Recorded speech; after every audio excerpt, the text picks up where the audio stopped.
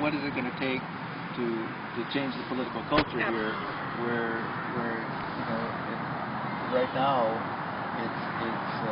there's a political culture here against, you know, ordinary citizens, you know, talking about politics in social circumstances or in workplaces, right? How do we overcome that? I mean, it's not that way in Latin America. It's not that way in Southern Europe. It's not that way in India or the Middle East. But there are tremendous inhibitions here for people to talk about politics. Do you think that's because we took things for granted? Could be a concerted effort on I think it's because sports is a religion that's okay to talk about.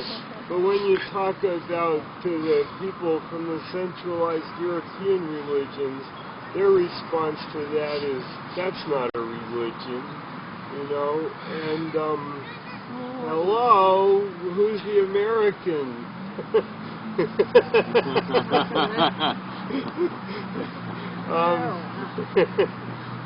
People are afraid, I think, to get involved in political discussions with friends and family because they don't want to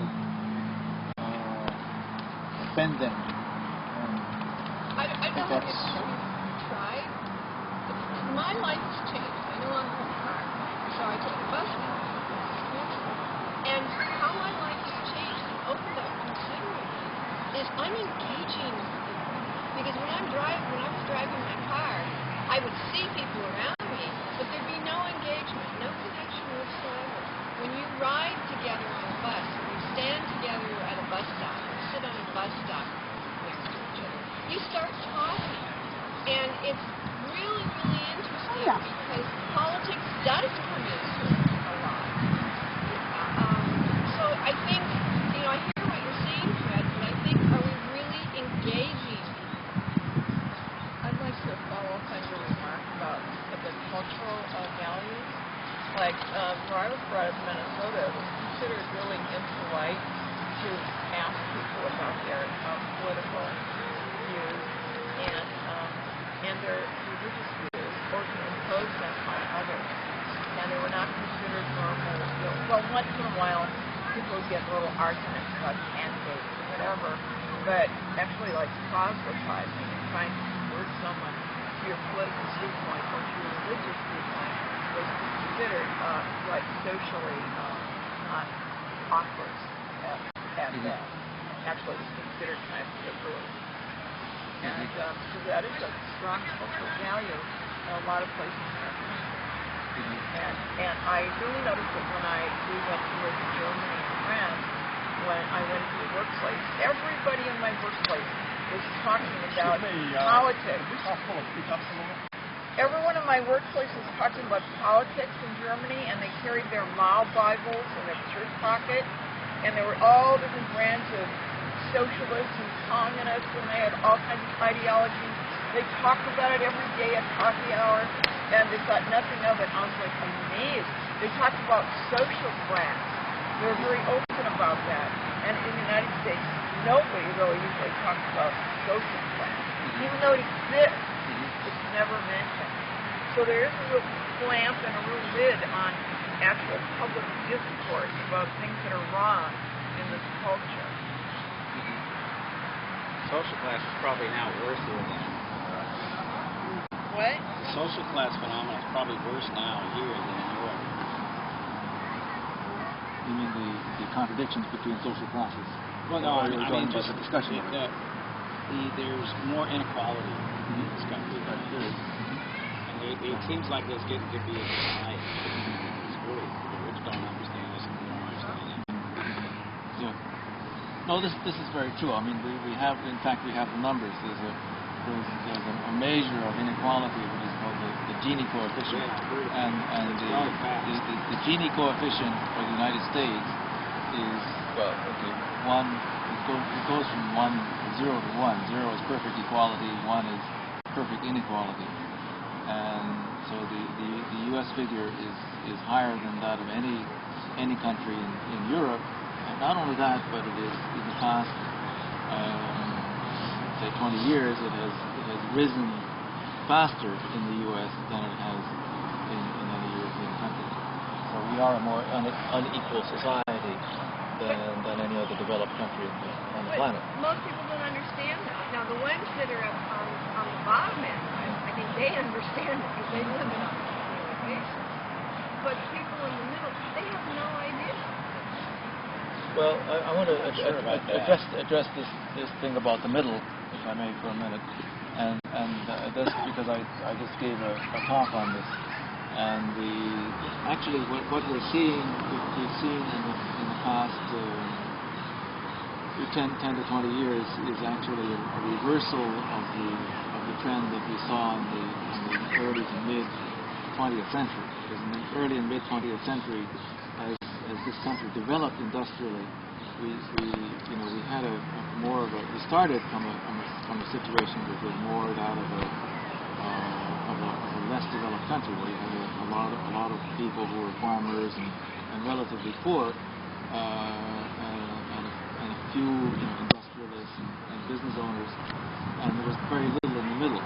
Okay, so if you if you looked at Latin America in the 1960s and 70s, that was the sort of the class structure in Latin America and also in Asia.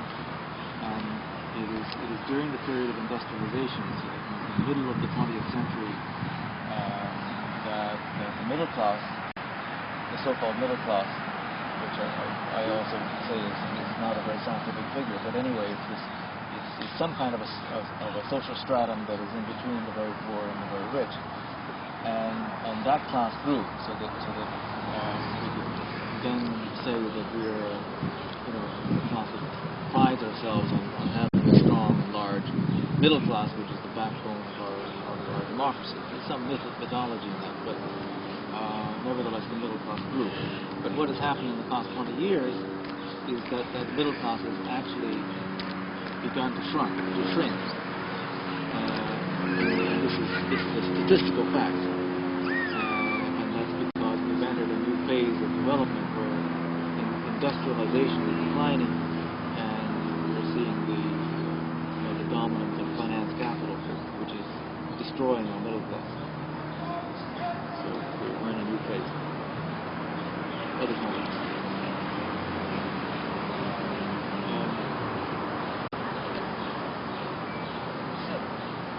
So what, do we have to regain the middle class back, or is it time to move into another direction? No, I think it means that there are more people who are going to face the fact that they really are part of the working class, right? People don't necessarily see it in those terms, but they feel it in their pocketbook. That their wages are not increasing, they're declining, and the former American dream is becoming farther and farther from reality and farther from what they think is possible. So they're worried about keeping them home. They're worried about keeping their jobs. That's right. What did you say, Jerry? They're worried about keeping their jobs. They're worried about keeping them home. Yeah. More and more people are homeless. More and more people are out of work. Yeah. More people are getting bankrupt because of medical expenses. And for everybody that's actually got a problem, there's 10 to 20 people who are worried about it. And even those people who do have a job, that job doesn't pay a small fraction of what it costs to live. Or I know somebody who I think is getting paid the same, but I think he's working 60 hours a week. To do that, right? So their hourly pay has gone down, or people who used to have, salary jobs are now working either temporary jobs or part-time or doing contract work. I call what we have the unacknowledged empire. And what I see is that we have a phenomenon where, for a very long time, we have been running an empire, and yet somehow, at least within the Anglo culture, it's as if people are so deeply in denial they don't see it. Now, if you go, Miriam pointed out something which I think is really true. If you go over to the African American culture, they're a lot more clear about this. They see it. If you go outside this country, they see exactly what's going on. But in this country, the dominant Anglo culture, for some reason, we've got such deep denial about it, we don't see it. Now, this is similar in a way to what happened in Nazi Germany.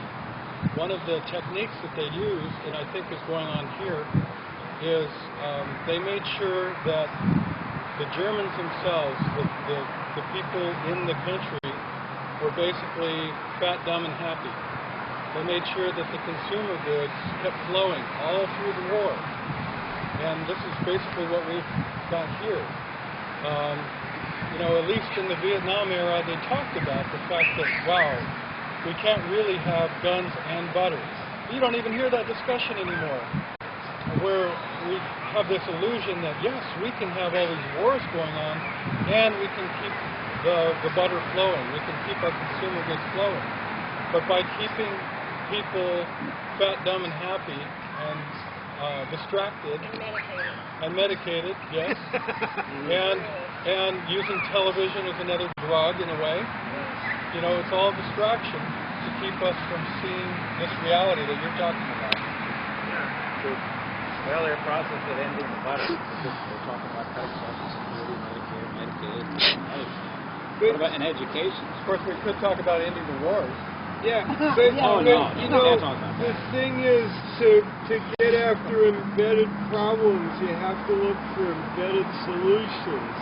And like in 2002, I think it was, I saw like Camejo had a Camejo for Governor thing in Mountain View, and it got covered on the news. And you know, the TV reporter, you know, introduced this clip by saying, well, you know, the Democrats are the blue party and the Republicans are the red party. Well, just like, you know, on your TV tube, there's also a green party. You know, so he was like drawing a parallel between us and the color gun on the TV. You know, and I remember this story. You know, and I'm telling it to you like, you know, in organic space, which isn't color gun derived. But, you know, I don't know if he even remembers saying that. But, you know, if you think in terms of like parallels, you know, for that one moment, you know, we were the same as them in his eyes, you know. And it's those kind of moments that when you remember them and you share them, you know, it's like it makes us as real as them. Yeah, I agree. More real. More real. More real.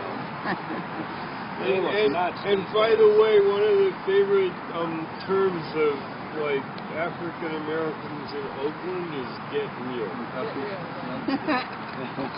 Well, that assumes that you're not.